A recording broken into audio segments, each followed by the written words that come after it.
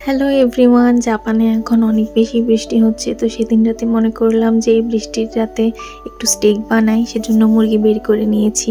Tissue paper দিয়ে এরকম করে পানিটা ঝরিয়ে নিয়েছি এবং কাঁটা চামচ দিয়ে সবগুলো মুরগির মাংসে একটু করে নিয়েছি যাতে মশলা ঢুকতে পারে। 2 চামচ সয়া সস দিয়ে দিয়েছি, 1 টেবিল চামচ পরিমাণ কালো গোলমরিচের গুঁড়া দিয়ে দিয়েছি, তারপরে একটু ওয়েস্টার সস দিয়েছি। তারপরে 1 টুকরো লেবুকে কেটে আমি এটার রসটাকে ভালোভাবে মশলার সাথে মিশিয়ে নিয়েছি। তারপর আমি হাত দিয়ে ভালোভাবে মশলাটাকে মাংসের সাথে মিশিয়ে নিয়েছিলাম। তারপর এটাকে আমি ফ্রিজে 2 ঘন্টার জন্য রেখে দিয়েছি। বের করার পর এটা লুক ছিল। তারপরে একটা প্যানে আমি বাটার দিয়ে দিয়েছি।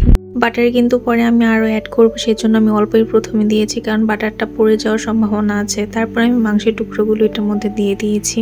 তারপর 1 থেকে 3 মিনিট এক সাইড ভাজার পরে আমি এটা অপর সাইডে উল্টিয়ে সেটার মধ্যে কিছুটা রসুন কুচি দিয়ে দিব, যেহেতু আমি পেস্ট দিইনি। আর এটাতে পেস্ট দিলে খেতে মজাও লাগে না। তারপরে এটা রোস্ট করার পর কিছুক্ষণ পরে এই কালারটা এসছে, দেখুন কি সুন্দর লাগছে না। কিছুক্ষণ ভাজার পরে এটা ছিল আমার স্টেকের ফাইনাল লুক। দেখুন কি সুন্দর কালার এসেছে, আর এটা খেতেও খুবই মজা হয়েছে। রসুন কুচির যে একটা ফ্লেভার, সেটা অসাধারণ।